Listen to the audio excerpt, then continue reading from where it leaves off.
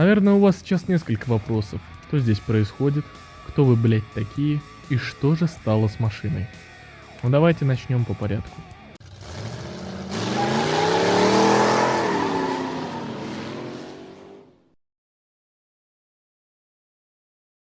Знакомьтесь, это Азамат, молодой человек, который недавно получил водительские права и купил свою первую машину. А если уж совсем по порядку, то дело было 10 апреля 2021 года. Вечерело. Я собирался на день рождения к своему бате, как вдруг мне звонит Азамат и говорит, что нашел какую-то машину, которую нужно посмотреть. Ну и, конечно же, у него есть деньги на ее приобретение.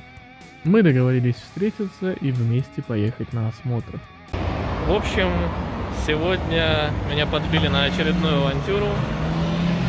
Азамат идет смотреть машину, которую он хочет купить, и меня с собой берет. Я с Колымом. Вот с таким вот. Поскольку машину, которую мы ехали смотреть, была Лада Девятка, я решил пригласить на осмотр еще одного моего друга. Знакомьтесь, Андроник. Потомственный жиговод. Свои вонючие пальцы показывают.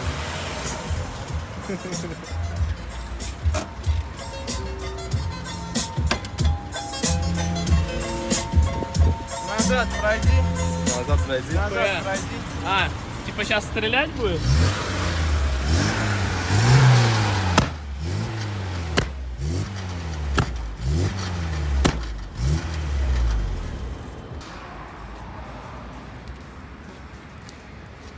Как он его пидорит. Ты давай не выебывайся этот. У тебя есть этот, как его, микрофибра? Нету. Пошел нахуй тогда. Я тебя тоже люблю. Никогда не осматривай машину после заката. Ну а чё мы? Мы ж самые умные. Эта девятка настолько понравилась Азамату, что он решил не искать альтернативы, не смотреть их, а сразу купить вот эту вот. Благодаря Андронику мы немножечко поторговались с продавцом и взяли ее за 1800. Плюс $200 на переоформление нотариус, ГАИ и так далее. В итоге процедура переоформления заняла 4 дня. Азамат таки все-таки купил ту девятку, которую мы тогда смотрели. Ну, поебаться ему все-таки придется, но у меня для него есть небольшой подарок, который я, так сказать, не использую, и мне тоже подарили. Сейчас все увидите.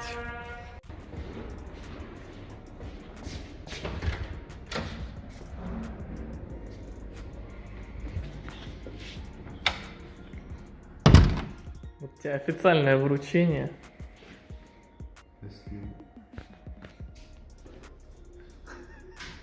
Ты разговариваешь. Нет, я жду. Теперь для твоей девятки украшение. Ты кому отправишь это собираешься? Это для себя. Не переживай. Хотел бы выразить своего глубочайшее уважение компании ВАЗ за их Жигули, потому что на их фоне я чувствую себя вообще ущербным, потому что вот ключ от моей машины General Motors, да, вот одна штука вообще просто ущербность. У ВАЗа целых 4 штуки ключей. Один от замка, второй от багажника, третий от чего еще? От бензобака и, естественно, самое главное, зажигание. Можно сказать, проект потихонечку начинал свой путь. Но, к сожалению, Азамата забрали в армию.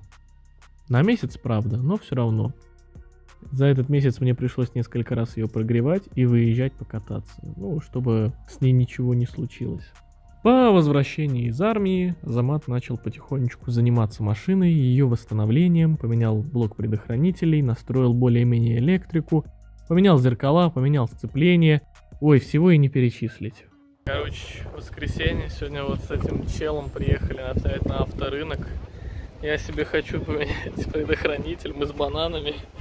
А он себе хочет решетку радиатора новую. Ой, фу туда. Он уже о старую поцарапался, блядь, и шаг. Вот, ребенок доволен, купил себе новую решетку. Типа Под стробоскопы, да. под стробоскопы, плюс шильдик себе купил новый. Плюс такая приятная женщина там продает. Люба, звезда Ютуба.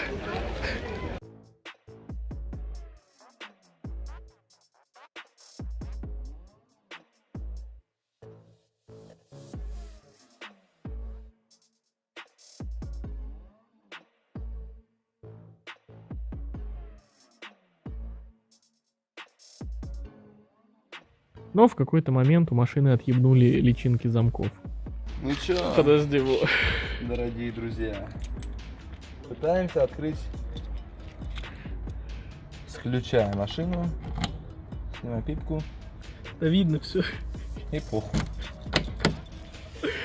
Скажи, Сашка придумал гениальную. Да, Санек наш, бля, родной, нахуй, придумал метод рычага. Вот эта хуйня. Так, да, я с этой стороны встану. Ловим ёбаный крючок. Вот эту вот Шнурок. сначала вот эту вот хуйню поднимаем, бля.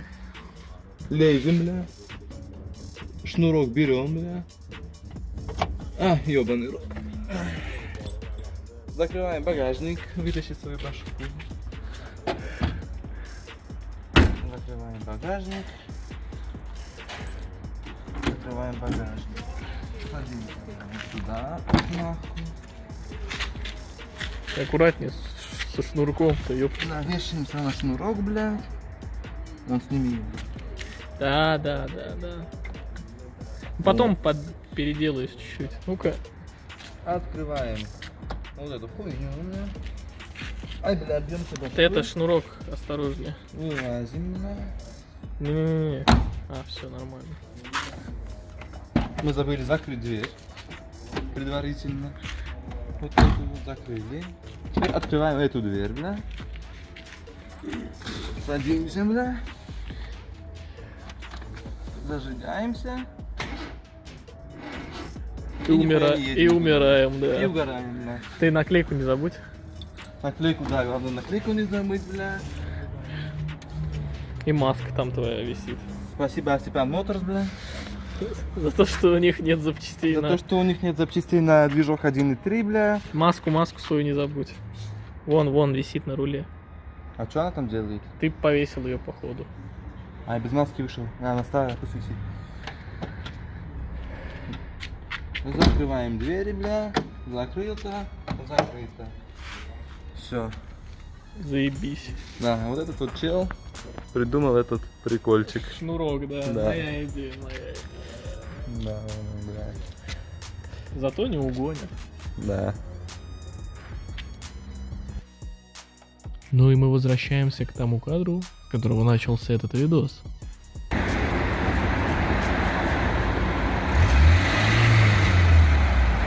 Слышь? Подожди красного светофора, с пробуксовкой уйди, я снимаю, бля, тебя. Сейчас парк проедет, давай.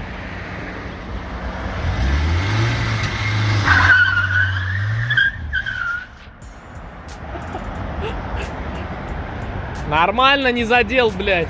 Ты хули так выкручиваешь рано? Есть место? Давай. Да, есть.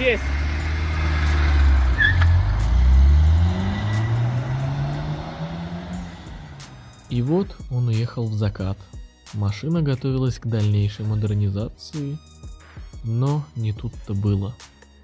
Вот почему вот так вот всегда, когда ты не ждешь, а что-то плохое случается. Я просто в шоке, вот просто не ожидал, но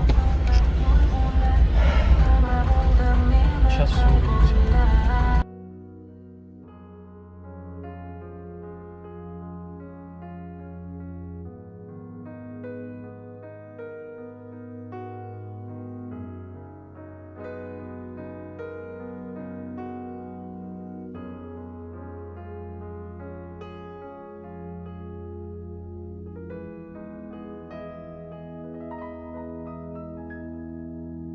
Бывают моменты, когда вы подводите машину. А бывает и наоборот. От этой картины сердце кровью обливается. Так, теперь покажи, как это было примерно. Ты вот там ехал. Вот я ехал, вот на этом повороте, у меня, короче, что-то шаровое случилось, блядь, у меня колесо нахуй повело. И вот об этот столб, короче, заехал на этот бордюр, въебался в столб, перевернулся, на боку ехал. Ну, вон видно, ты, блядь, поцарапал, да, колонну. И вот ошметки валяются. Ты проехал до отсюда, прям до обочины? Нет, вот до этого. На второй полосе на боку остался валяться. Вот, где, видишь, песок рассыпан, ебаный в рот. Это из-под твоего багажника, да, песок? Я не ебу, это красный, блядь. Красный, куртка, да?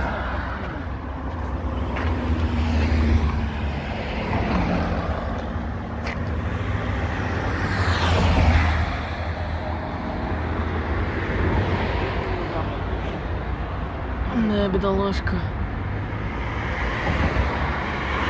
Приказала долго жить. Мне обидно не меньше, чем Азамату, ибо я тоже вкладывал в эту машину свое время, деньги и внимание. И вот ее больше нет. Есть небольшой утешительный момент в этой истории, что долго избавляться от нее не пришлось. Сразу же после происшествия подъехал какой-то мужик на Некси, сказал, что его друг купит его тачку, созвонились с его другом, пообщались, и в итоге девятка, точнее все, что от нее осталось, было продано за $300. Мужик, купивший ее, хотел провести восстановительные работы, которые у него не получилось сделать. И она периодически выскакивала среди объявлений о продаже с ценником в несколько раз дороже, чем $300, которые он за нее заплатил. А что же стало с Азаматом? Деньги, полученные с Лада, он потратил на учебу. И теперь единственное, что он может сказать, это: Я больше не жигулист! Я больше не жигулист! А если серьезно, ребята, если у вас появится машина, похожая на эту Ладу, ищите и не жалейте денег на ее диагностику, ремонт и уход, чтобы потом не было подобных последствий. Благо, Азамат физически не пострадал во время происшествия. Всем спасибо за просмотр, ставьте лайки, нажимайте на колокольчик, подписывайтесь на канал и на соцсети ребят в описании. До свидания.